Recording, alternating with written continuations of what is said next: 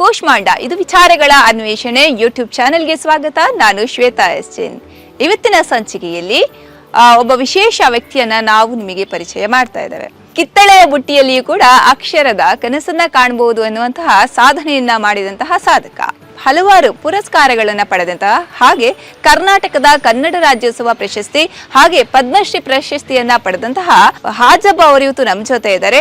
ಇವರಿಗೆ ಪ್ರಶಸ್ತಿ ರೂಪದಲ್ಲಿ ಬಂದಂತಹ ಎಲ್ಲ ಮೊತ್ತವನ್ನ ಇವರು ಶಾಲೆಗೆ ನೀಡ್ತಾ ಇದ್ದಾರೆ. ಹಾಗೆ ಇವರು ಬಡವನಾಗೆ ಉಳಿದಿರುವಂತಹ ಹಾಜಪ್ಪನವರ ಮಾತನ್ನ ನಾವು ಇವತ್ತು ಕೇಳ್ಕೊಂಡು ಬರೋಣ.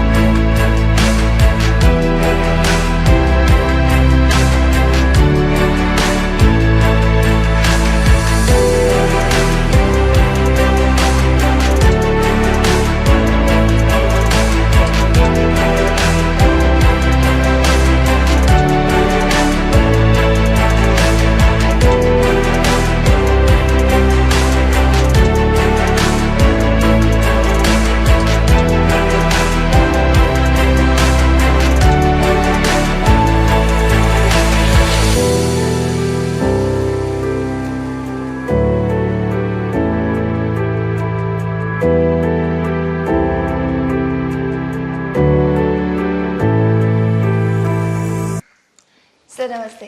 ನಮಸ್ಕಾರ. ಹೇಗಿದ್ದೀರಾ? ಆರಾಮ್ ಮೇಡಮ್, ತುಂಬ ಸಂತೋಷ ಆಗ್ತದೆ. ತಾವು ಹೇಗಿದೆ? ನನ್ನ ಬಡವನ ಮನೆಗೆ ಬಂದಿದ್ರು, ಕಾರ್ಕಳ ಟಿ ಮಾಧ್ಯಮ. ಹಾಜಬ್ಬ, ಹರೇಕಳ ಹಾಜಬ್ಬ. ಹೌದು, ಹರೇಕಳ ಹಾಜಬ್ಬ. ಹೇಗೆ ಅನಿಸ್ತಾ ಇದೆ ಸರ್? ಮೇಡಮ್, ಹರೇಕಳ ಹಾಜಬ್ಬ ಹೆಮ್ಮೆ ಆಗ್ತದೆ. ಈ ಕಾರ್ಕಳ ಟಿ ಮಾಧ್ಯಮ ನನ್ನ ಬಡವನ ಮನೆ ಕನಸು ನನ್ನ ಜೀವಮಾನದಲ್ಲಿ ಕನಸು ಕಾಣಲಿಲ್ಲ. ನನಗೆ 70 ವರ್ಷ ದಾಟಿ ಇತ್ತು. ನಾನೊಂದು 55 ಸಂದರ್ಭದಲ್ಲಿ ನಾನು ಒಂದು ಅರೆಕಲ್ ಪಂಜಮಾಡಿಯಲ್ಲಿ ಹುಟ್ಟಿ ಬೆಳೆದ. ಸೆಟ್ನವರೆಲ್ಲ ಭೂಮಿಯಲ್ಲಿ ಬೆಟ್ಟಿ, ತಾಯಿ ಬತ್ತೋಗಿ ಹೋಗಬೇಕಿತ್ತು, ತಂದೆ ದೋಣಿ ಹೋಗ, ಆ ಕಾಲದಲ್ಲಿ ಹುಟ್ಟಿ ಬೆಳೆ. ನಾವು 6 ಮಂದಿಯಲ್ಲಿ ನಾನು 3ನೇವನು. ಮೇಡಮ್, ನನಗೆ 1974 ಜುಲೈ 26 ಅರೆಕಲ ಪಂಜಮಾಡಿಯಲ್ಲಿ ಒಂದು ಸೆಟ್ನವರ ಭೂಮಿಯಲ್ಲಿ ಹುಟ್ಟಿದವನು. ಆಗ ನೆರೆ ಬಂದು ಹೋಯಿತು. ಆ ಕಾಲದಲ್ಲಿ ನೆರೆ ಬಂದ ಸಂದರ್ಭದಲ್ಲಿ ನಮ್ಮ ಮೊಲಿ ಮನೆ ಒಂದು ಇತ್ತು ಸಣ್ಣದು, ಅದು ಕೊಚ್ಚಿಕೊಂಡು ಹೋಯಿತು. ಆಗ 1972 ಈಗಿನ ಸ್ಪೀಕರ್ ಅವರ ತಂದೆ ಇ ಟಿ ಖಾದರ್ ಅವರ ತಂದೆ ಇ ಟಿ ಫರೀದವರು ಆಗಿನ ಶಾಸಕರು 72 ಅವ್ರು ಶಾಸಕ ಆದನೊಂದು ಪ್ರಥಮ ಆಗಿ ನಮಗೆ ಇಲ್ಲಿ ಸಹಾಯ ಮಾಡಿದು. 1 ಎಕರದ ಸ್ಥಳ ಇಲ್ಲಿ ಅರೆಕಲ ನೀಪಟ್ ಒಂದು ಗುಡ್ಡೆ ಪ್ರದೇಶದಲ್ಲಿ ಕೊಟ್ಟಿದ್ದಾರೆ. ಅದರಲ್ಲಿ ಎಚ್ ಸಿ ಮೊಯ್ದನ ಹೋರಾಟದವರು 99 ಜನರಿಗೆ 1 ಎಕರೆ ಸ್ಥಳ 72 ಕೊಟ್ಟಿದ್ದಾರೆ. 99 ರೂಪಾಯಿ ಕಟ್ಟಿ 1 ಎಕರೆಗೆ. ಆ ಸ್ಥಳದಲ್ಲಿ ಇಲ್ಲಿ ಬಂದು 74 ನೆರೆ ಬಂತು ಜುಲೈ 26. ಅಲ್ಲಿಂದ ನಾವು 76 ಇಲ್ಲಿ ಬಂದು ಒಂದು ಸಣ್ಣ ಮನೆ ಮಾಡಿ ಓಡಾಡ್ತಾ ಇದ್ದೀನಿ. 18 ವರ್ಷ ಪೂರೈ ಆಗ್ಬೋದು. ಆನಂತರ ನಾನು ಮಂಗಳೂರಿಗೆ ಹೋದೆ. ಮಂಗಳೂರು ಹೋಗಿ 77 ಒಂದು ಕೂರ್ವೆ 18 ವರ್ಷ ಆಗ್ಬೋದು ನನಗೆ. 77 ಆಗ ಮದುವೆ ಆಗಿತ್ತಾ? ಇಲ್ಲಮ್ಮ, ಆಗ ಮದುವೆ ಆಗಿಲ್ಲ. ಬಡತನ ಇತ್ತು. ಏಕೆಂದರೆ ನಾನು ಆಯಲ್ಲಿ ಒಂದು ಬಟ್ಟೆ ಇರಲಿಲ್ಲ, ಒಂದು ತೊಟ್ಟು ತುಂಡಿಯಲ್ಲಿ, ಒಂದು ಸಣ್ಣ ಜೊಪ್ಪೆಯಲ್ಲಿ 6 ಮಂದಿಯಲ್ಲಿ ಏನಾದರೆ ಜೀವನ ತೆಗಲಿಕ್ಕೆ ಮುಂದೆ ಹೋಗೋಣ. ಸೆಂಟ್ರಲ್ ಮಾರ್ಕೆಟಿಂದ ಇಸಾಕಾಜಿಯಿಂದ ಒಂದು ಕೂರ್ವೆ ಸಾಲ ತಗೊಂಡು ಓಡಾಡೋ ಮನುಷ್ಯ ನಾನು. 18 ವರ್ಷ ಆದ 77. ಆಗ ನನಗೆ ಏನು ಗೊತ್ತಾ, ಒಂದು ಕುರುವೆಯಲ್ಲಿ 50 ಇಸಾಕಾಜಿಂದ ಸಾಲ ತಗೊಂಡು ಓಡೋ 50-60 ಸಿಕ್ಕಿತ್ತು. ಆಗ ಇಂಗ್ಲೀಷಿನವರು ಒಂದು ಈ ಸಂದರ್ಭ ಹೇಳಲಿಕ್ಕೆ ಇಷ್ಟಪಡ್ತಾನೆ, ಒಳ್ಳೆ ವಾರಂಜಿ ಇತ್ತು, ಡಜನ್ ಲೆಕ್ಕ ಆಗ, ಈಗ ಕೆ ಜಿ ಲೆಕ್ಕ 78ರಲ್ಲಿ ಡಜನ್ ಒಳ್ಳೆ ವಾರಂಜಿ ಬರ್ತದೆ ಮಡಿಕೇರಿ ಬೆಂಗಳೂರಿನ ಮಾರಿದ್ದು. ಆಗ ಇಂಗ್ಲೀಷಿನಲ್ಲಿ ವಾಮಚ್ ಅಂತ ಕೇಳಿ, ಆಗ ಮೇಡಮ್ಮ ಪಂಜೀಗ ಬೊಂಬೈ ಗೋಕರ್ಣ ಬಸ್ಸು ಎಲ್ಲ ಹಂಪಣ್ಣಘಟ್ಟಲ್ಲಿದ್ದು 11 ಗಂಟೆ. ವಾಮಚ್ ಅಂತ ಕೇಳುವಾಗ ನನಗೆ ಉತ್ತರ ಕೊಡಲಿಕ್ಕೆ ಆಗಿಲ್ಲ. ಪಕ್ಕದವ್ರ ಹತ್ರ ಹೇಳುವ ನಾನು ಭಾಳ ಮುಜುಗರದ್ದೆ. ಅಮ್ಮಚ್ಚಿಂತ ಏನು ಕೇಳುವ ಅವ್ರು ನಿಮ್ಮ ವಾರಿಗೆ ಕಿರೆಯುತ್ತೆ ಅಂತ ಕೇಳ್ತಾರೆ ಅಂತ ಇಂಗ್ಲೀಷಲ್ಲಿ. ಸ್ವಲ್ಪ ಸೋತುವುದೇ ಮುಂದೆ ಇತ್ತು. ಅದೇ ಕಸಬ್ ಮಾಡ್ತಾಯಿದ್ದೀನಿ ನಾನು, ಭಾಳ ಮುಜುಗರ ಮಾಡಿದ್ದೇನೆ. ಏಕೆಂದ್ರೆ ನನಗೆ ವಿದ್ಯಾಭ್ಯಾಸ ಎಲ್ಲಾದರೂ ಕೂಡ ಮುಜುಗರ ಆಗುತ್ತೆ. ಮುಂದಿನ ಪೀಳಿಗೆ ಒಂದು ಈ ಸರ್ಕಾರಿ ಶಾಲೆ ಪಕ್ಕದಲ್ಲಿ ಇದ್ದರೆ ಒಳ್ಳೆ ಆಗ್ತದೆ ಕನಸು ಕಂಡೆ. ಹಾಗೆ ಎಷ್ಟೋ ಆ ಕನಸು ನನಗೆ ಅಲ್ಲೇ ನಿರಾಸ ಇತ್ತು. 95ವರೆಗೆ ನನಗೆ ಮದುವೆ ಇತ್ತು, 3 ಮಕ್ಕಳಾಯಿತು. ಅದೇ ಫೀಲ್ಡಲ್ಲಿ ನನ್ನ ಸ್ವಲ್ಪ ತಾಪತ್ರ ಇತ್ತು. ನನ್ನ ಎದೆ ಹೆಂಡತಿ ತೂರುವ ಥರ ಪರಿಸ್ಥಿತಿ ಇದ್ದು, ಹುಷಾರಿಲ್ಲದೆ ಲೇಡಿ ಕ್ವಶನಲ್ಲಿ ಮಲಗಿದ್ದು. ಎಲ್ಲ ಕಾಲಿ ಕೇಶವ ಭಟ್ರು ಒಂದು ಡಾಕ್ಟ್ರು ಇದ್ದರು, IG ಭಟ್ರು MB ಆಗಣ ಎಲ್ಲ ಕಾಲಿ.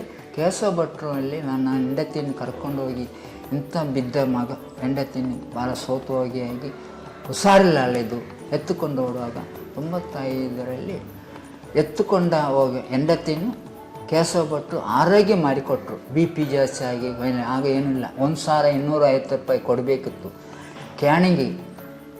ಆಗ IG ಭಟ್ರು MB ಆಗಿನ ಕೇಶವ ಭಟ್ರು ಪುತ್ತೂರಿನವರು ನನಗೆ ಸಹಾಯ ಮಾಡಿದೆ. ಮಂಗಳೂರಿನಲ್ಲಿ ಕಿಟ್ಲಣಿ ವ್ಯಾಪಾರ ಮಾಡಿದೆ. ಎತ್ತುಕೊಂಡು ಓಡಾಡೋ ಆಂಬುಲೆನ್ಸಲ್ಲಿ ಓಡಾಡೋ ಹೆಂಡತಿಯನ್ನು ನಡ್ಕೊಂಡು ಮಾಡಿಬಿಟ್ಟು ಈಗತ್ತೂ ಕೂಡ ಅಲ್ಲಿ ಕೂತಿದ್ದಾರೆ ಮಳೆ. ಆಗ ಒಂದು ಹೊರ ಕೊಟ್ಟರು ಕೇಶವ ಭಟ್ರು ಮಂಗಳೂರಲ್ಲಿ. ಸರ್ ನಾನು ಬಡತನಲ್ಲಿದ್ದ ಮನುಷ್ಯ, ವಾರ್ಜಿ ತುಂಬಿ ಮಾಡಲಿ ನನಗೆ 1250 ಕಟ್ಟ ಸಾಧ್ಯ ಕ್ಯಾನಿಂಗು ಮಾಡಿ ನನ್ನ ಹೆಂಡತಿನ ಆರೋಗ್ಯ ಮಾಡಿಕೊಟ್ರು. ನೀವು ನಾನು ನಡ್ಕೊಂಡು ನಿಮ್ಮ ಮಾತು ಏನು ಭಾಳ ಸಂತೋಷ ಆಯಿತು, ಒಳ್ಳೆಯದಾಗಲಿ. ನಿನ್ನ ಹೆಂಡತಿ ಎತ್ತಿಕೊಂಡ ಹೆಂಡತಿಯನ್ನು ನಡ್ಕೊಂಡು ಹೋಗಲಿ ದೇವರಿಗೆ ಮಾಡಿದ್ದಾರೆ. ಒಳ್ಳೆ ಕೆಲಸ ಮಾಡು, ನನ್ನ ಕುಂಜಿ ಕಟ್ಟಿ ಒಳ್ಳೆ ಕೆಲಸ ಮಾಡು, ಅವಳ ಹೆಂಡಂಟು ಮಾತನ್ನು ಸಾಕೊಂದು ಹೊರ ಕೊಟ್ಟು ಬಿಟ್ರು. ಅಷ್ಟು ಕಷ್ಟ ಜೀವನ. ಆಗ ಕೂಡ ಬಸ್ ಸ್ಟ್ಯಾಂಡಲ್ಲಿ ಮಲಗ್ತಾ ಇದ್ದೇನೆ ನಾನು. ಬೇರೆ ಬೇರೆ ಪೂರ್ಣ ಅವರು, ಇಬ್ರಾಹಿಂ ಹಾಜಿ ಅವರೆಲ್ಲ ಬೇರೆ ಬೇರೆ ಮಾಲೀಕರು ಈಗೆಲ್ಲ ತೀರುವುದರು. ಆಗ ಭಾಳ ಒಳ್ಳೆಯದು ಬಸ್ ಸ್ಟ್ಯಾಂಡ್ ಇತ್ತು, ಸುಂದರವಾದ. 1 ರೂಪಾಯಿ ಕಿಟ್ಲಾಣಿ 2 ರೂಪಾಯಿ 1 ರೂಪಾಯಿ ಕೊಟ್ಟು ಇಂಥ ಜೀವನ ಇತ್ತು. ಹೆಮ್ಮೆ ಆಗ್ತದೆ. ನನ್ನ ಹೆಂಡತಿ ಆಗ ಲೇಡಿ ಕೆಲಸನ ಎಲ್ಲ ಹಾಕೊಂಡು ಬಟ್ಟೆ ತೆಗೆದುಕೊಂಡು ಕೊಡ್ತಾಯಿದ್ರು. ಈ ಪರಿಸ್ಥಿತಿಯಲ್ಲಿ ಮಗಳು ನನ್ನ ಯಾರೇ ತಂಗಿ ಹಾಲು ಒಲೆಪ ಹಾಲು ನನ್ನ ತಮ್ಮನ ಹೆಂಡತಿ ಹಾಲು ಕುಡಿದು ಮಗಳು ಒಳ್ದ ಮಗ ಇವತ್ತು ಕೂಡ ಹೆಮ್ಮೆ ಆಗ್ತದೆ. ಅಷ್ಟು ಕಷ್ಟಪಟ್ಟು ನೀವು ಕಿತ್ಲೆ ಹಣ್ಣನ್ನ ಮಾರಿ ಈ ಸ್ಕೂಲನ್ನ ಹೇಗೆ ಕಟ್ಟ? ಆದರೆ ಅದೇ ಪೀಳಿಗೆಯಲ್ಲಿ ಇದ್ದೆ. ಪುನಃ ನನಗೊಂದು ಈ ಕಷ್ಟದಲ್ಲಿ ನನಗೊಂದು ಜ್ಞಾನ ಬಂತು. ಕೇಶವ ಭಟ್ರು ಮಾತಾಡಿ ಒಳ್ಳೆ ಕೆಲಸ ಮಾಡೋದು ಹೊರ ಕೊಟ್ರಲ್ಲ, ನಾನು ಅರೇಕಲ್ಲ ನೀಪಟ್ಟು ಏನಾದರೂ ಮಾಡಿ ಅದೇ ಕೆಲಸ ಮಾಡ್ತೇನೆ. ಅದನ್ನು ಪೀಳ್ಳಿ ಕಿಟ್ಲೆ ಹಣ್ಣು ವ್ಯಾಪಾರ ಮಾಡು, ನೀವು 2 ರೂಪಾಯಿ ನಿಮ್ಮದು 5 ರೂಪಾಯಿ ಸೇರಿಕೊಂಡು 50 ರೂಪಾಯಿ ದುಡ್ಡು. ಆದರೆ ಪೀಳ್ಳಿ ಹೋಗ ನನಗೆ ಪುನಃ ಒಂದು ಗಣಸು ಬಂತು. ಅರೇಕಲ್ಲದಲ್ಲಿ ತಾಹಾ ಜುಮಾ ಮಸೀದಿಯಲ್ಲಿ ರೌಲತ್ತುಲ್ ಮದ್ರಸೆ 95ರಿಂದ 2000 ಇಸ್ವಿಯಲ್ಲಿ ರೌಲತ್ತುಲ್ ಮದ್ರಸಲ್ಲಿ ತಾಹಾ ಜುಮಾ ಮಸೀದಿಯಲ್ಲಿ ಈ ಪೀಳ್ಳಿಯಲ್ಲಿ ಇಳ್ತಿಕೊಂಡು ಬೇರೆ ಬೇರೆ ಜನರಿಂದ ಸಹಾಯ ತಗೊಂಡು ಮದ್ರಸದಲ್ಲಿ ರೌಲತ್ತುಲ್ ಮದ್ರಸಲ್ಲಿ ಸ್ಥಾಪನೆ ಮಾಡಿ ಮದ್ರಸದಿಂದ ಸ್ಟಾರ್ಟ್ ಮಾಡಿ 95ರಿಂದ 2000 ಇಸ್ವಿಯವರೆಗೆ ನಾನು ತಾಹಾ ಜುಮಾ ಮಸೀದಿ ಖಜಾಂಚಿ ಆಗಿ ಕೆಲಸ ಮಾಡಿದೆ. ರೌಲತ್ತುಲ್ ಮದ್ರಸದಲ್ಲಿ ಕೂಡ ಕೋಸಿ ಅಧಿಕಾರಿ ಕೆಲಸ ಮಾಡಿ ಈ ಪೀಳಿಗೆಯಲ್ಲಿ ನಾನು ಮುಂದೆ ಹೋದೆ. ಆಗ ಫರೀದವರು ಪುನಃ 2000 ಇಸ್ವಿಯಲ್ಲಿ ಮಸೀದಿಯನ್ನು ಅಧ್ಯಕ್ಷ ಉದ್ಘಾಟನೆ ಮಾಡಿ 2000 ಇಸ್ವಿ ಜೂನ್ 17 ತಾರೀಕಿಗೆ ನಮ್ಮ ಇದೇ ರೌಲತ್ತುಲ್ ಮದ್ರಸಲ್ಲಿ ನಾನು ಅವರ ಬೇಡಿಕೆ ಇಟ್ಟಿದ್ದೀನಿ. ಜಿಲ್ಲಾ ಪಂಚಾಯತಿ ಅಜೀಜು ಮಲ್ಲ ಅವರ ಹತ್ರ ಒಂದು ಬೇಡಿಕೆ ಇಟ್ಟಿದ್ದೆ. ಜಿಲ್ಲಾ ಪಂಚಾಯತಿ ಯಾವತ್ತಿ ಬರುವ ಶಾಲೆ ನಮಗೆ ಒಂದು ಪರ್ಮಿಷನ್ ಮಾಡಿಕೊಟ್ಟಿದ್ದು ADP ಮೆಂಬರ್ ಅವರು 2000 ಇಸ್ವಿಯಲ್ಲಿ. ಹಾಗೂ MLA ET ಫರೀದ್ ಅವರು 2000 ಇಸ್ವಿ ಜೂನ್ 17 ತಾರೀಕಿಗೆ ಶನಿವಾರ ದಿವಸ 28 ಮಕ್ಕಳಲ್ಲಿ ರೌಲತ್ತುಲ್ ಮದ್ರಸದಲ್ಲಿ B ಖಾಲಿದ್ ಈಗ ತೀರೋದರು B ಖಾಲಿದ್ ಅಧ್ಯಕ್ಷರು, ಈ ಬಡವಾಗಿ ರೌಲತ್ತುಲ್ ಅಧಿಕಾರಿ ಕೋಶಾಧಿಕಾರಿ, ಅದರಲ್ಲಿ 9 ಜನರಲ್ಲಿ ಒಬ್ಬ ನಾನು ಬಡವ. ರೌಲತ್ತುಲ್ ಮದ್ರಸಲ್ಲಿ ET ಫರೀದರು ಡೆಪ್ಯುಟೇಷನ್ ಟೀಚರ್ ಕೊಟ್ಟು, ಆಗ ಸೀಸನ್ ಶಿಕ್ಷಣ ಅಧಿಕಾರಿ ಆನಂದ್ ಅವರು ಡೆಪ್ಯುಟೇಷನ್ ಟೀಚರ್ ಕೊಟ್ಟು ಪರ್ಮಿಷನ್ ಮಾಡಿ ಉದ್ಘಾಟನೆ ಕೊಡು ಮಾಡ್ರು ಆಗ ಹೇಳಿದರು ಪರಿದವರು, ಇವನಿಗೆ ನೀನು ಬೆಂಚ್ ಟಾಸ್ಕ್ ಬಾಡಿಗೆ ಕೊಡೋದು ಬೇಡ, ಬಿಲ್ಡಿಂಗಿಂದ ಬಾಡಿಗೆ ಕೊಡು, ಇವರಿಗೆ ಬಿಲ್ಡಿಂಗ್ ಸ್ಯಾಂಕ್ಷನ್ ಮಾಡಿ. ಆಗ ಪರಿದವರು ಪೀಕರ್ ಅವರ ತಂದೆ, ಖಾದರ್ ಅವರ ತಂದೆ, ಪರಿದವರು ಕ್ಷೇತ್ರ ಸುಧಾರಿ ಆನಂದ್ ಅವರ ಹತ್ರ ಹೇಳಿದರು, ಬಿಲ್ಡಿಂಗ್ ಸ್ಯಾಂಕ್ಷನ್ ಮಾಡು ಹೇಳಿದರು ಮೇಡಮ್.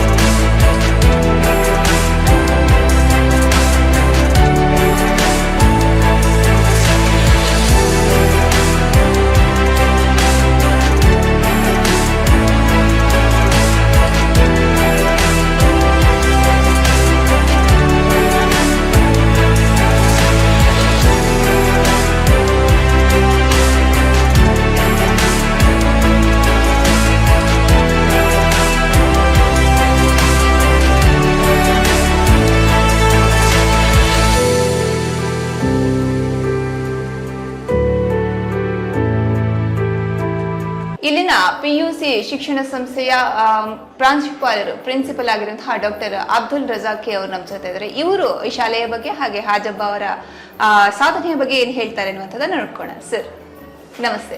ನಮಸ್ತೆ. ಈ ಶಾಲೆಯ ಬಗ್ಗೆ ಹಾಗೆ ಇಲ್ಲಿನ ಹಾಜಬ್ಬ ಅವರ ಬಗ್ಗೆ, ಅಕ್ಷರಸಂತ ಅವ್ರ ಬಗ್ಗೆ ಏನ್ ಹೇಳ್ತೀರಾ ಸರ್?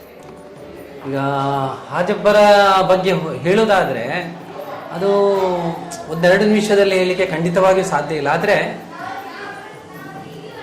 ಅವರ ಈಗ ಮೂಲತಃ ಗೊತ್ತಿರಬಹುದು, ಕಿತ್ತಳೆ ಹಣ್ಣು ಮಾರಿಕೊಂಡು ಅದರಲ್ಲಿ 200-300 ರೂಪಾಯಿಯ ಸಂಪಾದನೆ ಮಾಡ್ತಾ ಇದ್ದಂಥ ವ್ಯಕ್ತಿ ಮನೆಗೆ ದಿನನಿತ್ಯದ ಅಗತ್ಯಗಳನ್ನು ಖರೀದಿಸುವಷ್ಟು ಹೆಚ್ಚು ಕಡಿಮೆ ಸಾಕಾಗ್ತಿತ್ತ ಇಲ್ವಾ, ಆ ಹಣವನ್ನು ಕೂಡ ಆ ಸಂದರ್ಭದಲ್ಲಿ ಅದರಲ್ಲಿ ಒಂದು ದೊಡ್ಡ ಪಾಲನ್ನು ಉಳಿಸಿ ನಾನು ಒಂದು ಘಟನೆಯಿಂದ ಅವರ ತುಂಬ ನೊಂದುಕೊಂಡರು. ಒಬ್ಬ ವಿದೇಶಿ ವ್ಯಕ್ತಿ ಕಿತ್ತಳೆ ಹಣ್ಣನ್ನು ಕೇಳಿದಾಗ ಅದರ ರೇಟ್ ಎಷ್ಟು ಅಂತ, how much is the price ಅಂತ ಕೇಳಿದಾಗ ಅವರಿಗೆ ಉತ್ತರ ಕೊಡಲಿಕ್ಕೆ ಬರಲಿಲ್ಲ. ಆ ಸಂದರ್ಭದಲ್ಲಿ ಅದರಿಂದ ಅವರು ನೊಂದುಕೊಂಡ್ರು. ನನ್ನಂತೆ ನನ್ನ ಊರಿನವ್ರು ಆಗಬಾರ್ದು ಅಂತ ಹೇಳಿ ಅವತ್ತು ಶಾಲೆಯನ್ನ ಆರಂಭ ಮಾಡುವ ಒಂದು ಮನಸ್ಸನ್ನ ಮಾಡಿದ್ರು. ಆ ಸಂದರ್ಭದಲ್ಲಿ ಶಾಸಕರಾಗಿದ್ದಂಥ UT ಫರೀದ್ ಇದ್ರು. ಅವರ ಸಹಕಾರವನ್ನು ಪಡೆದುಕೊಂಡು ಪ್ರಾಥಮಿಕ ಶಾಲೆಯನ್ನು ಆರಂಭದಲ್ಲಿ ಅವರು ಪ್ರಾರಂಭ ಮಾಡಿದರು. ಅನಂತರ ಹೈಸ್ಕೂಲ್ ಆರಂಭ ಆಯಿತು. 2013ರಿಂದ ನಿರಂತರವಾಗಿ ಈ ಒಂದು ಭಾಗಕ್ಕೆ PUC ಬೇಕು, ಅದು ಕೂಡ ತುಂಬ ಕಡಿಮೆ ವೆಚ್ಚದಲ್ಲಿ ಬಡ ವರ್ಗದ ಮಕ್ಕಳು PUC ಶಿಕ್ಷಣವನ್ನು ಪಡೆಯಬೇಕು ಎನ್ನುವ ನಿಟ್ಟಿನಲ್ಲಿ ಅವಿರತವಾದ ಶ್ರಮವನ್ನು ಮಾಡ್ತಾ ಇದ್ದಾರೆ.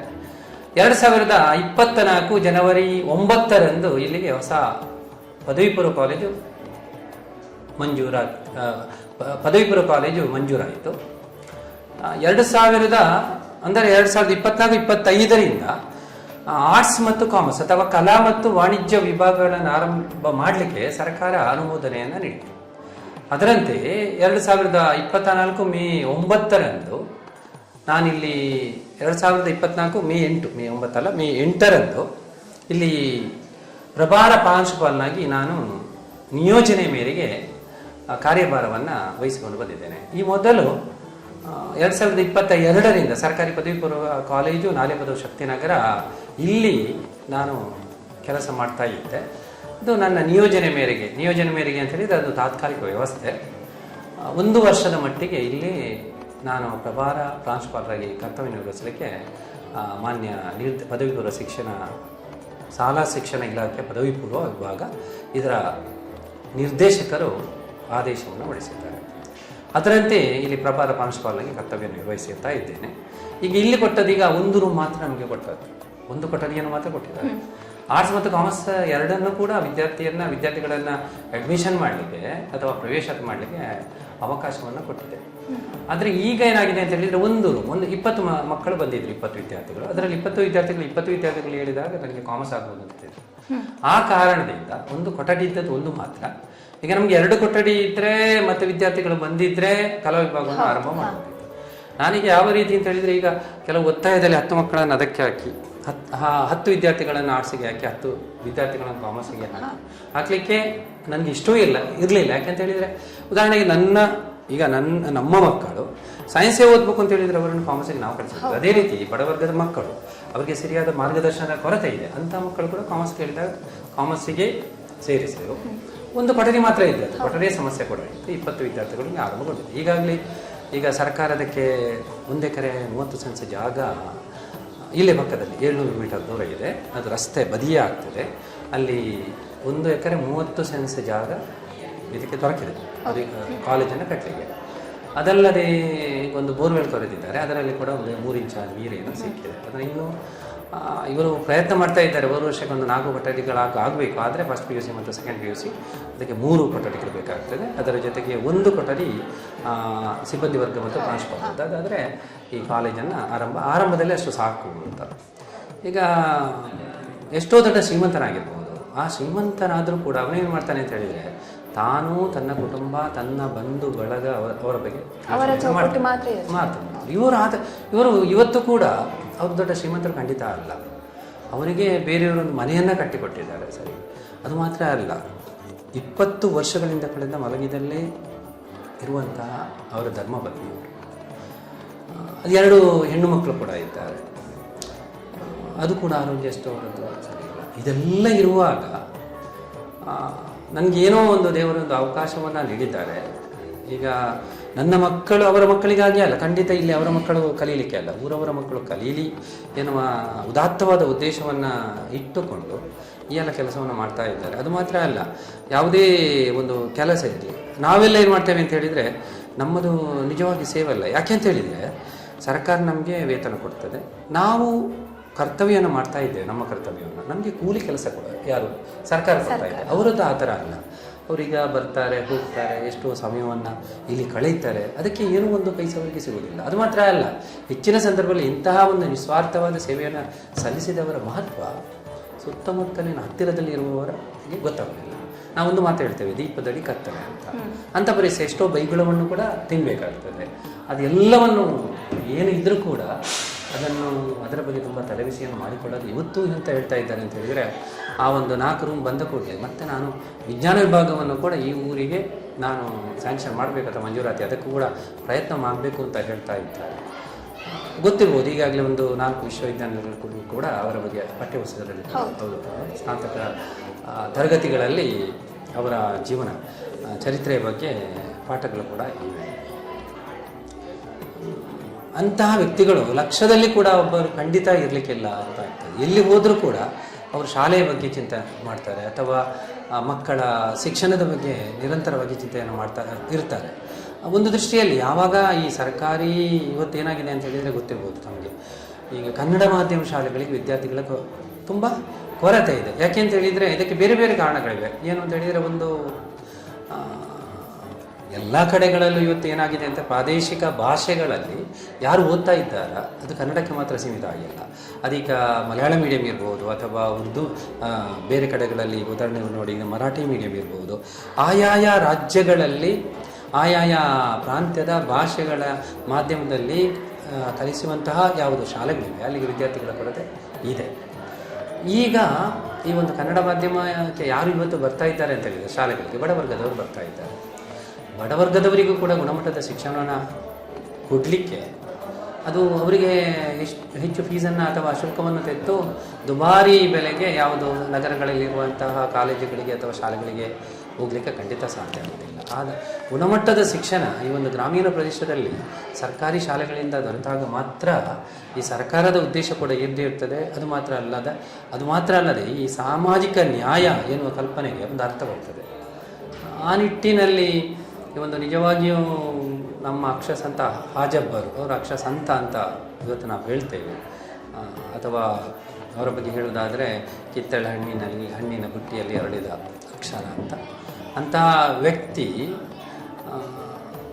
ಒಂದು ಅವರಿಂದ ಕಲಿಬೇಕಾದಂತಹ ವಿಷಯಗಳು ತುಂಬ ಇದೆ. ಯಾಕೆ ಅಂತ ಹೇಳಿದರೆ, ನಾವು ಆರ್ಥಿಕವಾಗಿ ನಾವು ಅವರನ್ನು ಹೋಲಿಕೆ ಮಾಡಿದರೆ ಎಷ್ಟೋ ಮೇಲಿನ ಸ್ಥಾನದಲ್ಲಿ ನಾವಿದ್ದೇವೆ. ಆದರೆ ನಾವು ನಮ್ಮ ಕುಟುಂಬದ ಸುಖ ಅದನ್ನೆಲ್ಲ ಬಿಟ್ಟು ಇಂತಹ ಕೆಲಸಗಳಿಗೆ ನಾವು ಎಷ್ಟು ಜನ ಈ ಒಂದು ಇಂತಹ ಕೆಲಸಗಳಿಗೆ ಅಣಿಯ ಆಗ್ತಾರೆ ಆಗೋದಿಲ್ಲ. ದಕ್ಷಿಣ ಕನ್ನಡ ಜಿಲ್ಲಾ ಪಂಚಾಯತ್ ಸರ್ಕಾರಿ ಪ್ರೌಢಶಾಲೆ ನ್ಯೂ ಪಡ್ಪು ಇಲ್ಲಿನ ಶಾಲೆಯ ಹೆಡ್ ಮಾಸ್ಟರ್ ಲಕ್ಷ್ಮಣ್ ಅವರು ನಮ್ಮ ಜೊತೆ ಇದ್ದಾರೆ. ಅವರು ಹಾಜಪ್ಪ ಅವರ ಬಗ್ಗೆ ಹಾಗೆ ಶಾಲೆಯ ಬಗ್ಗೆ ಏನೆಲ್ಲ ಹೇಳ್ತಾರೆ ನೋಡ್ಕೊಂಡು ಬರೋಣ. ಸರ್ ನಮಸ್ತೆ. ನಮಸ್ತೆ. ಹಾಜಬ್ಬ ಅವರ ಬಗ್ಗೆ ನೀವೇನು ಹೇಳಿಕ್ಕೆ ಇಷ್ಟಪಡ್ತೀರಾ ಸರ್? ಇಲ್ಲಿ SDMC ಇಲ್ಲಿನ ಅಧ್ಯಕ್ಷರವರು ಇದ್ರ ಬಗ್ಗೆ ಏನು ಹೇಳ್ತೀರಾ ಸರ್? ನನ್ನ ವೈಯಕ್ತಿಕ ಅಭಿಪ್ರಾಯ ಏನಂದರೆ ಅವರು ಅಕ್ಷರ ಸಂತ. ಯಾಕೆಂದರೆ ಸಾಮಾನ್ಯ ವ್ಯಕ್ತಿಯಾಗಿದ್ದರೂ ಸಹ ಗ್ರಾಮದ ಅಭಿವೃದ್ಧಿಗಾಗಿ ಮಕ್ಕಳ ವಿದ್ಯಾಭ್ಯಾಸಕ್ಕಾಗಿ ಹಗಲಿರುಳು ದುಡಿದು ಸರ್ಕಾರಿ ಶಾಲೆಯನ್ನು ಅವರು ದತ್ತು ತಗೊಂಡು ಎಲ್ಲವನ್ನು ಮಾಡಿದ್ದಾರೆ. ಸ್ವಂತ ಅಭಿಮಾನ ಇಲ್ಲದೆ ಬೇರೆ ನಿಸ್ವಾರ್ಥ ಭಾವನೆಯಿಂದ ಶಾಲೆಗಾಗಿ ದುಡಿದು ಪ್ರಶಸ್ತಿಯನ್ನು ಪದ್ಮಶ್ರೀ ಪ್ರಶಸ್ತಿಯನ್ನು ಪಡ್ಕೊಂಡಿದ್ದಾರೆ. ಈಗಲೂ ಸಹ ಬೆಳಿಗ್ಗೆ ಬಂದು ಶಾಲೆಯ ಪರಿಸರವನ್ನು ಮಕ್ಕಳನ್ನು ಹಿರಿಯ ಶಿಕ್ಷಕರನ್ನು ಎಲ್ಲ ಶಿಕ್ಷಕರನ್ನು ಮಾತಾಡಿಸಿ ಹೋಗಿ ಶಾಲೆ ಬಗ್ಗೆ ತುಂಬ ಒಳ್ಳೆಯ ಅಭಿಪ್ರಾಯ ಮಾಡ್ತಾಯಿದ್ದಾರೆ. ಅವರು ಭಗವಂತನ ಮಾಡಿದ ಕೊಡುಗೆ ಅಂತ ಹೇಳ್ಬೋದು. ಸ್ವಂತ ನಿಸ್ವಾರ್ಥ ಭಾವನೆ ಈ ಮನುಷ್ಯರಲ್ಲಿ ಯಾರು ಇಲ್ಲ. ಎಲ್ಲರೂ ಮತ್ತು ಯಾವುದೇ ಇದರಲ್ಲಿ ಸ್ವಾರ್ಥತೆ ಇಲ್ಲ ಅವರಲ್ಲಿ. ತುಂಬ ಒಳ್ಳೆತನ ಕಾಣ್ತದೆ ಅವರಲ್ಲಿ. ತುಂಬ ಒಳ್ಳೆಯ ಮನುಷ್ಯ. ಅಂದರೆ ಕಲಿಯುಗದಲ್ಲಿ ಅಥವಾ ನಮ್ಮ ಈ ಯುಗದಲ್ಲಿ ಇಂಥ ವ್ಯಕ್ತಿಗಳು ಸಿಗೋದು ಭಾಳ ಅಪರೂಪ, ಕೋಟಿಗೊಬ್ಬ ಅಂತ ಹೇಳ್ಬೋದು. ಈ ಶಾಲೆ ಬಗ್ಗೆ ಹೇಳೋದಾದ್ರೆ ಇಲ್ಲಿನ ಶೈಕ್ಷಣಿಕ ಬದುಕು ಯಾವ ರೀತಿ ಇದೆ, ಮಕ್ಕಳು ಯಾವ ರೀತಿ ಇದ್ದಾರೆ, ಹಾಗೆ ಇಲ್ಲಿನ ಸ್ಟ್ರೆಂತ್ ಮಕ್ಕಳು ಎಷ್ಟು ಮಕ್ಕಳಿದ್ದಾರೆ? ಈಗ ಕಳೆದ ವರ್ಷ ತುಂಬ ಮಕ್ಕಳಿದ್ರು, 185 ಮಕ್ಕಳಿದ್ರು. ಈಗ ಸರಿ 75 ಮಕ್ಕಳಿದ್ದಾರೆ. ಹಾಗೆ PUC ಫಸ್ಟ್ ಇಯರ್ ಸ್ಟಾರ್ಟ್ ಆಗಿದೆ, 19 ಮಕ್ಕಳಿದ್ದಾರೆ. ಶೈಕ್ಷಣಿಕ ಮಟ್ಟದಲ್ಲಿ PUC ಈ ವರ್ಷದಿಂದ ಈ ವರ್ಷ ಸ್ಟಾರ್ಟ್ ಆಗಿದೆ, ಜೂನ್ಗೆ ಸ್ಟಾರ್ಟ್ ಆಗಿದೆ. 19 ಮಕ್ಕಳು ಸೇರ್ಪಡೆಗೊಂಡಿದ್ದಾರೆ. ವಿದ್ಯಾಭ್ಯಾಸದ ಮಟ್ಟ ನೋಡಿದ್ರೆ ಹಿಂದುಳಿದ ಮಕ್ಕಳು ಅಂದರೆ ತುಂಬ ವಿದ್ಯೆಯಲ್ಲಿ ತುಂಬ ಹಿಂದುಳಿದವರು. ಆದರೂ ಸಹ ಎಲ್ಲ ಟೀಚರ್ಸ್ ಸಹಕಾರದೊಂದಿಗೆ ತುಂಬ ಶಿಕ್ಷಣ ಕೊಟ್ಟು ಅವರನ್ನು ಉನ್ನತೀಕರಣ ಮಾಡಿದ್ದೇವೆ. ಈ ವರ್ಷ ನಮಗೆ 2023-24ರಲ್ಲಿ 100% ಫಲಿತಾಂಶ ತಂದು ಶಾಲೆಗೆ ಒಂದು ಘನತೆಯನ್ನು ಉಳಿಸಿಕೊಂಡಿದ್ದೇವೆ. ಅದು ನಮಗೆಲ್ಲ ನಮ್ಮ ವೈಯಕ್ತಿಕ ಅಲ್ಲ, ಶಾಲೆ ಅಭಿವೃದ್ಧಿ ಸಮಿತಿ, ಮಕ್ಕಳು, ಹಾಜಾಬರು ಎಲ್ಲರ ಸ್ವಪ್ರಯತ್ನದಿಂದ ಮಾಡಿದ್ದಾರೆ. ಅದು ಯಶಸ್ಸು ನಾವು ಕಂಡಿದ್ದೇವೆ. ಈ ವರ್ಷ ಸಹ ನಾವು 100% ತರಲಿಕ್ಕೆ ಪ್ರಯತ್ನ ಮಾಡ್ತಾಯಿದ್ದೇವೆ. ನಮ್ಮ ಒಟ್ಟಿಗೆ ಇಲ್ಲಿಯ ಗ್ರಾಮ ಪಂಚಾಯಿತಿ ಇದೆ, ಮತ್ತು ಅಲ್ಲಿ ಅಧ್ಯಕ್ಷರು, ಸದಸ್ಯರು, ಊರ ನಾಗರಿಕರು, ಪೋಷಕರು, ಹಾಗೆ ನಮ್ಮ ಸ್ಪೀಕರ್ ಸಾಹೇಬರು ಸಹ ನಮ್ಮೊಟ್ಟಿಗೆ ಇದ್ದು ಎಲ್ಲ ಕಾರ್ಯಕ್ರಮದಲ್ಲಿ ಭಾಗವಹಿಸಿ ನಮ್ಮ ಯಶಸ್ಸಿಗೆ ಕಾರಣಕರ್ತರಾಗಿದ್ದಾರೆ. ನಮ್ಮ ಜೊತೆ ಇಲ್ಲಿನ ವಿದ್ಯಾರ್ಥಿನಿ ತಶ್ವಿಯಾ ಅವರು ನಮ್ಮ ಜೊತೆ ಇದ್ದಾರೆ. ಈಗ ಅವರು ಈ ಶಾಲೆಯ ಬಗ್ಗೆ ಹಾಗೆ ಅಕ್ಷರಸತ ಹಾಜಪ್ಪ ಅವರ ಬಗ್ಗೆ ಏನು ಹೇಳ್ತಾರೆ ನೋಡ್ಕೊಂಡು ಬೇಡ. ಎಲ್ಲರಿಗೂ ನಮಸ್ಕಾರ. ನಾನು ಇಲ್ಲಿ 9ರಿಂದ ಫಸ್ಟ್ PU ತನಕ ಇದೇ ಶಾಲೆಯಲ್ಲಿ ಕಲ್ತಿದ್ದೇನೆ. ಈಗ ನಾನು ಫಸ್ಟ್ PU ಕಾಮರ್ಸಲ್ಲಿ ಓದ್ತಾ ಇದ್ದೇನೆ. ನಾನು ಹಾಜಬ್ಬ ಸರ್ ಬಗ್ಗೆ ಹೇಳಬೇಕಂದ್ರೆ ಅವರ ಬಗ್ಗೆ ನನಗೆ ತುಂಬ ಪ್ರೌಡ್ ಆಗ್ತದೆ. ಯಾಕೆಂದರೆ ಅವರು ಒಂದು ಸಾಮಾನ್ಯ ವ್ಯಕ್ತಿಯಾಗಿದ್ದುಕೊಂಡು ನಮ್ಮ ಒಂದು ಅಂತಾರಾಷ್ಟ್ರೀಯ ಮಟ್ಟದಲ್ಲಿ ಅವರು ನಮ್ಮ ಶಾಲೆಯ ಹೆಸರನ್ನು ಹೆಸರುವಾಸಿಗೊಳಿಸಿದ್ದಾರೆ. ಅವರ ಶಾಲೆಯಲ್ಲಿ ಕಲಿತಾ ಇದ್ದೀನಿ. It's my proud, I feel proud. ಶಾಲೆ ಬಗ್ಗೆ ಹೇಳಬೇಕಂದ್ರೆ ನಾನು 9th ಮತ್ತು 10th ಇಲ್ಲಿ ನನ್ನ ವಿದ್ಯಾಭ್ಯಾಸವನ್ನು ಮಾಡಿದ್ದೆ. ಹಾಗೆ ನನಗೆ ಶಾಲೆ ಬಗ್ಗೆ ತುಂಬ ಗೌರವ ಇದೆ. ಮತ್ತು ಸರ್ಕಾರಿ ಶಾಲೆಯಲ್ಲಿ ಕಲಿಯುವುದಂದರೆ ನನಗೆ ಮೊದಲಿಂದಲೂ ತುಂಬ ಇಷ್ಟ. ಹಾಗಾಗಿ ಇಲ್ಲಿಯೇ ನನ್ನ ವಿದ್ಯಾಭ್ಯಾಸವನ್ನು ಮುಂದುವರೆಸಲು ಇದೇ ಕಾಲೇಜಿಗೆ ಬಂದಿದ್ದೇನೆ. ಹಾಜಬ್ಬ ಸರ್ ಅಂದರೆ ಇಡೀ ದೇಶದಲ್ಲಿ ಎಲ್ಲ ಅಂತಾರಾಷ್ಟ್ರೀಯ ಮಟ್ಟದಲ್ಲಿ ಅವರ ಹೆಸರುವಾಸಿಯಾಗಿದ್ದಾರೆ. ಅವರ ಬಗ್ಗೆ ಹೇಳಬೇಕಂದ್ರೆ ಅಷ್ಟು ಮೆಚೂರ್ ಆಗಿಲ್ಲ ನಾವು, ಅವರು ಅಷ್ಟು ಸಾಧನೆ ಮಾಡಿದ್ದಾರೆ. ಅದು ಎಂತ ಹೇಳುವುದು ಅವರ ಬಗ್ಗೆ, ರಾಷ್ಟ್ರದ ಅತ್ಯುನ್ನತ ಪ್ರಶಸ್ತಿಯಾದ ಪದ್ಮಶ್ರೀ ಪ್ರಶಸ್ತಿಯನ್ನು ತಮ್ಮದಾಗಿಸಿಕೊಂಡು ಅವರು ನಮ್ಮ ಜೊತೆ ಒಂದು ಕಾಮನ್ ಮ್ಯಾನ್ ಆಗಿ ವರ್ತಿಸ್ತಾ ಇದ್ದಾರೆ. ಹಾಗೆ I proud to be Hajabba sir and this school. Thank you. ನೀವು ಈಗ ಫಸ್ಟ್ PUC 10th ಇಲ್ಲೇ ಓದಿದ್ದು, ಇಲ್ಲಿ ಪರ್ಸೆಂಟೇಜ್ ಎಷ್ಟು ನಿಮ್ಮದು? 89. Thank you so much. Pleasure, thank you. ಆಗ ಇದ್ದ ಸ್ಟೂಡೆಂಟ್ಸ್ ಈಗ ಎಷ್ಟು ಮಕ್ಕಳಿದ್ದಾರೆ ಅಲ್ಲಿ? ಆಗ ಅದೇ 1 ವರ್ಷವರೆಗೆ ಒಂದು ಬಗಾಣಿ ಕಂತು. 2001ರಲ್ಲಿ ನನ್ನ ಮಗಳಿದ್ದ ಕಾರಣ ರೌಲತುಲ್ ಮದ್ರಸದಲ್ಲಿ ನನ್ನ ಮಗಳನ್ನ ಸೇರಿಸಿದ ಕಾರಣ ಒಂದು ಸುತ್ತಡಿಗೆ ಬೇರೆ ಬಂತು. ಸರ್ವ ಶಿಕ್ಷಣ ಅಭಿಯಾನ ಬರಲಿಲ್ಲ. DDPI ಕೊತ್ತೂರಿನ ಸೇಸನ ಅಧಿಕಾರಿ ಆನಂದ ಒಂದು ಸರ್ವ ಶಿಕ್ಷಣ ಅಭಿಯಾನಲ್ಲಿ 9 ಜನರಲ್ಲಿ ಒಂದು ಆಯ್ಕೆ ಮಾಡಲಿಕ್ಕೆ ಅವಕಾಶ ಸಿಕ್ಕಿತು. ಯಾರು ಮಕ್ಕಳಿದ್ದರೆ ಡೆವಲಪ್ಮೆಂಟ್ ಕಮಿಟಿ ಸರ್ವ ಶಿಕ್ಷಣ ಅಭಿಯಾನ ಒಂದು ಹೊಸ ಸರ್ಕಾರ ನೇಮಕಾತು. ಆಗ ET ಪಡೆದು ನನ್ನ ಮಗಳು ಇದ್ದ ಕಾರಣ ನಾನೇ ಹೋರಾಟ ಮಾಡೋ ಒಂದು ಅವಕಾಶ ಸಿಕ್ಕಿತು. ನನ್ನ ಮಗಳಿದ್ದನ್ನು STMC ಡೆವಲಪ್ಮೆಂಟ್ ಕಮಿಟಿ ಅಧ್ಯಕ್ಷರು ಮಾಡಿಬಿಟ್ರು. ET ಪಡೆದು ಲೆಟರ್ ಕೂಡ ಮಟ್ರು. ಎಲ್ಲಿ ಸ್ಥಳ ಇದ್ದು ಹುಡುಕಾಡ ಮಾಡೋಣ ಬಿಲ್ಡಿಂಗ್ ನಾನು ನಿಮಗೆ ಸಹಾಯ ಮಾಡ್ತಾನೆ ಏಟಿಪಾದಿ ಪೀಕರ್ ಅವರ ತಂದೆ ನೆನಪಾಗುತ್ತೆ. ಅವ್ರು ತೀರೋದರು, ನಾವೀಗ ಇದ್ದೇ ಮೇಡಮ್. 2001ರಲ್ಲಿ ಸೇಸನ ಅಧಿಕಾರಿ ತಾಲೂಕು ಮುಖಾಂತರ ಒಂದು ಬಿಲ್ಡಿಂಗ್ ಸ್ಯಾಂಕ್ಷನ್ ಮಾಡಿದರು, ಅದೇ ಮದ್ರಾಸದಲ್ಲಿ. ಆಗ ಹೇಳಿದರು, ನೀ ಎಲ್ಲಿ ಸ್ಥಳ ಉಂಟು ಹುಡುಕಾಡ ಮಾಡು, ನಾನು ನಿಮಗೆ ಸಿಫಾರ್ತು ಲೆಟ್ರ್ ಕೊಡ್ತೀನಿ. ಯಾರು ಕೂಡ ಸ್ಥಳ ಬಿಟ್ಟಿಕೊಡಲಿಲ್ಲ. 2001ರಲ್ಲಿ ಒಂದು 40 ಸೆನ್ಸ್ ಸ್ಥಳದಲ್ಲಿ ಬಿಲ್ಡಿಂಗ್ ಸೇಸನ ಅಧಿಕಾರಿ ಅಂತ ತಾಲೂಕು ಪಂಚಾಯತ್ ಮುಖಾಂತರ 85 ಸಾವಿರ ಸ್ಯಾಂಕ್ಷನ್ ಮಾಡಿದರು. ಎಲ್ಲಿ ಸ್ಥಳ ಉಂಟು ಅಲ್ಲಿ ನಾನು ಪರ್ಮಿಷನ್ ಕೊಡ್ತೇನೆ, ಬಿಲ್ಡಿಂಗ್ ಸ್ಯಾಂಕ್ಷನ್ ಮಾಡಿಬಿಡ್ತೇನೆ. ಆಗ ಒಂದು ತಹಸೀಲ್ದಾರ್ ಅವರ ಮುಖಾಂತರ 40 ಸೆನ್ಸ್ ಸ್ಥಳ ನಾನು ಒಂದು ಗುಡ್ಡದ ಮೇಲೆ ಕೈ ಹಾಕಿದ್ದೇನೆ 2001ರಲ್ಲಿ. ಆಗ ಹಣ ಯಾರು ಇಲ್ಲ ನನ್ನ ಕೈಯಲ್ಲಿ ಕೂಡ 5,000 ರೂಪಾಯಿ ಒಂದು ದಾಣಿ ರೂಪದಲ್ಲಿ ಸೀದಾನಿ ಬಿಬಿ ದರ್ಗಾದಲ್ಲಿ ಮಂಗಳೂರು ಕಮಿಷನರ್ ಆಫೀಸ್ ಶಾಪಿ ಸೆಮಿನಾಡು. ಈಗ ಅದರ ಮೌಲ್ಯಾಂಪಣ 50,000 ರೂಪಾಯಿ ಮೇಡಮ್. ದಾಣಿಯಲ್ಲಿ ಕೆಲವು ಎರಗಂದು ಹೇಳುವಾಗ ಅವರ ಮಾಸಾಲೆಯಲ್ಲಿ ಮಳೆಗೆ ಎಂಗಲೇಬೇಕು. 5 ಸಲ ಹೇಳ್ಕೊಂಡು ನನ್ನ ಕೈಯಲ್ಲಿ 5 ಲಕ್ಷ ಕೊಟ್ಟರು. ಇವತ್ತು ನೆನಪಾಗ್ತದೆ 50,000 ಅದರ ಮೌಲ್ಯಾಂಪಣ. 5,000 ಕೊಟ್ಟ ನಂತರ ಪುನಃ ನಾನು ಹೆಚ್ಚೆಚ್ಚು ಕುഞ്ഞ് ಅಹಮದಾಗಿ ಮಂಗಳೂರು ಭಾಳ ದೊಡ್ಡ ಉದ್ಯಮಿ ಅವ್ರು ಕೊಡ್ತಿದ್ದರು, ಹಸನಾಬಾಯಿ 2ನೇ ಮಗ. ಅವ್ರ ಹತ್ರ ಕೇಳುವಾಗ 5,000 ರೂಪಾಯಿ ಪುನಃ ಅವ್ರು ಕೊಟ್ಟರು. ಈ 10,000 ರೂಪಾಯಿ ಕೊಟ್ಟು ಒಬ್ಬರು 40 ಸೆನ್ಸ್ ಸಾಲ 51,000 ಕೊಟ್ಟು ಪರ್ಚೇಸ್ ಮಾಡಿ ಶಾಲೆ ಸರ್ಕಾರಿ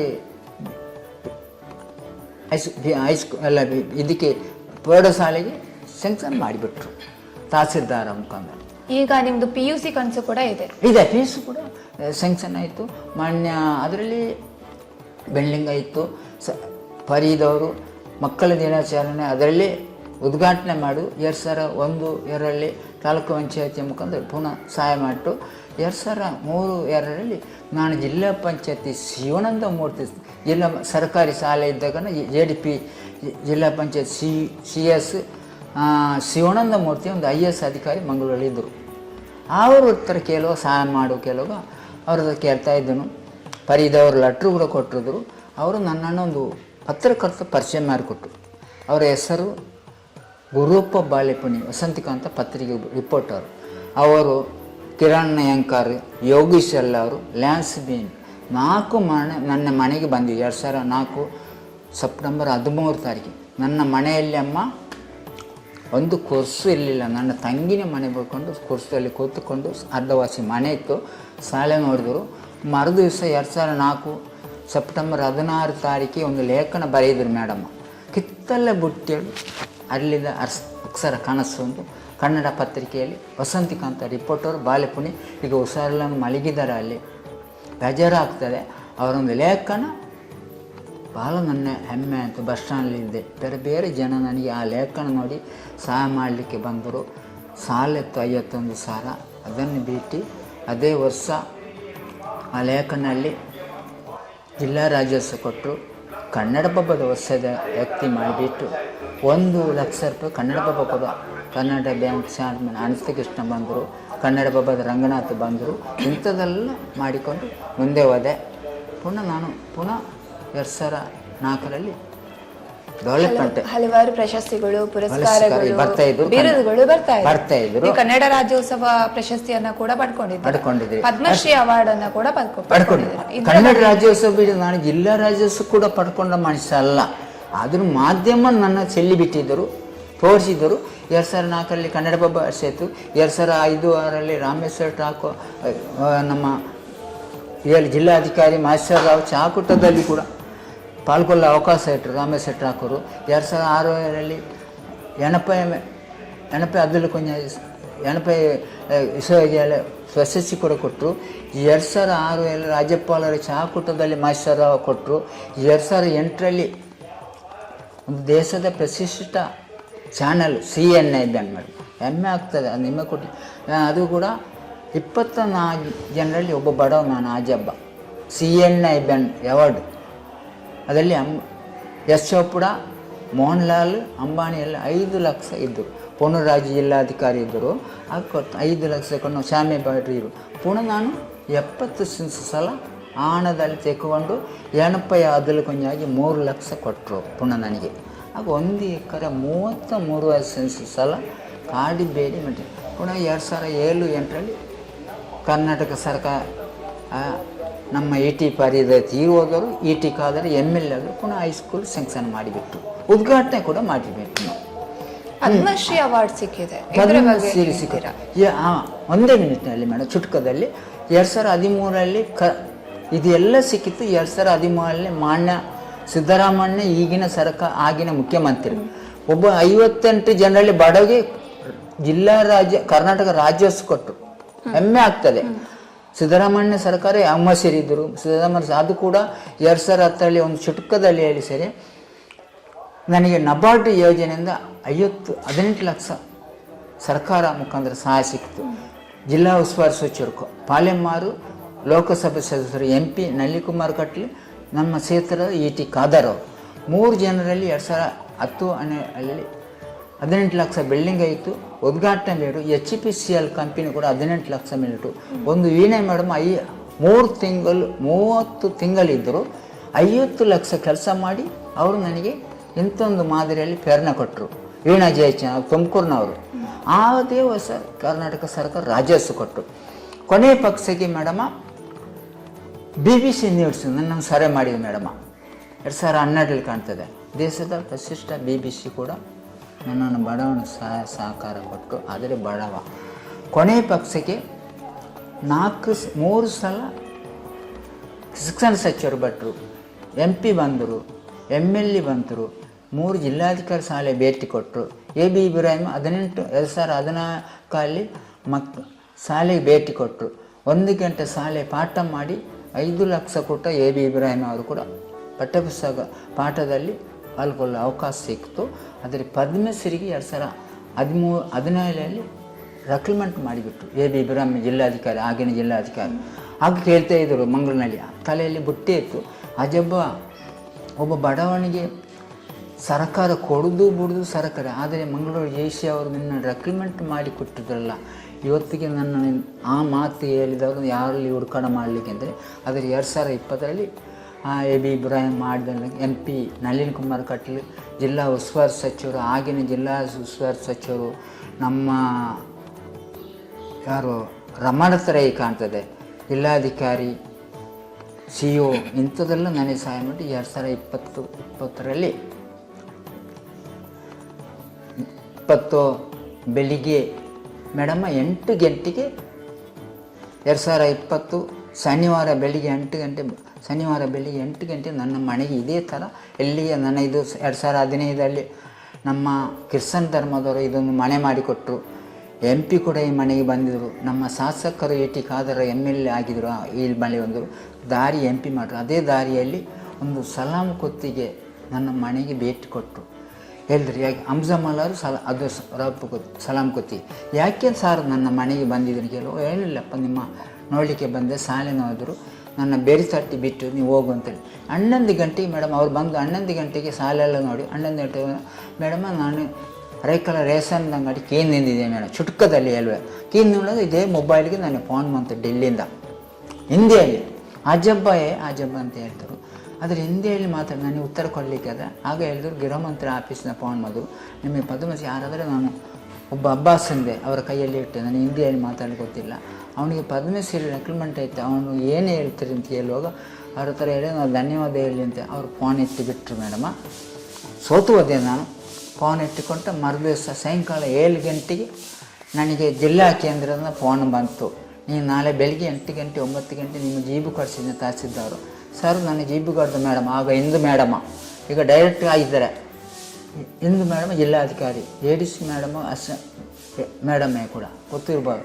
ಈಗ ಜಿಲ್ಲಾ DC ಇಂದು ಮೇಡಮ, ಜಿಲ್ಲಾ ಉಸ್ತುವಾರಿ ಸಚಿವರು ಕೋಟೆ ಶ್ರೀನಿವಾಸ ಪೂಜಾರಿ ಉಲ್ಲಾಸ ಮೇಡಮ. ಆ ಸಂದರ್ಭದಲ್ಲಿ 2025-26 ಅದು ಕೂಡ ಭಾನುವಾರ ಜಿಲ್ಲಾಧಿಕಾರಿ ಮುಖಾಂತರ ಕೋಟೆ ಶ್ರೀನಿವಾಸ ಪೂಜಾರಿ ಜಿಲ್ಲಾ ಅಜಬ್ಬ ಪದ್ಮಶ್ರೀ ಪ್ರಕಟಣೆ ಕೂಡ ಮಾಡಿ ಸನ್ಮಾನ ಕೂಡ ಮಾಡಿ ಡಿಲ್ಲಿಗೆ ಹೋಗಲಿ ಎಲ್ಲ ಅವಕಾಶ ಮಾಡಿಕೊಟ್ರು ಮೇಡಮ್ಮ.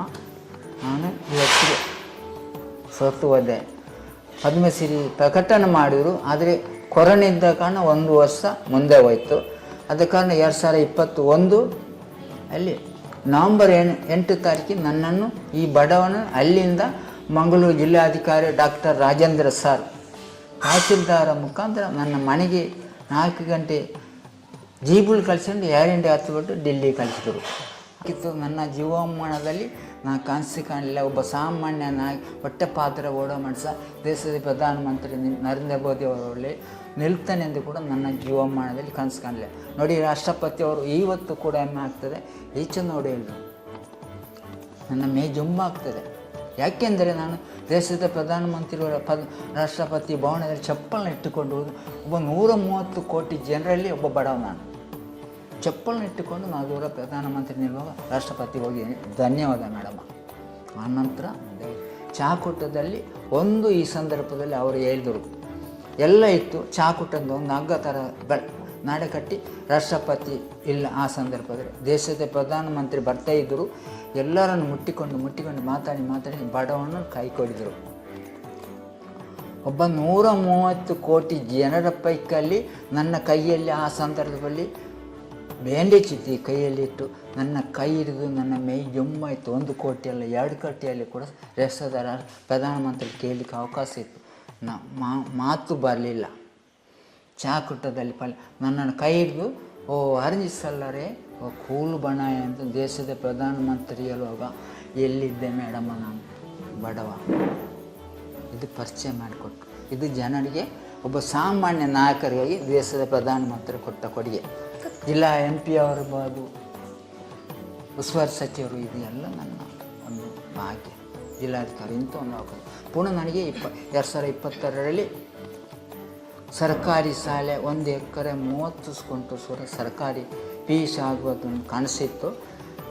ಸರ್ಕಾರಿ ಶಾಲೆ 1 ಎಕರೆ 30 ಸ್ಥಳ ಕೂಡ ಕೊಟ್ಟರು. ಒಂದು 50 ಲಕ್ಷ ಮತ್ತು ಸಹಾಯ ಸಹಕಾರ ಕೂಡ ಸಂಕಲನದಲ್ಲಿ ಕೊಟ್ಟಿದ್ದಾರೆ.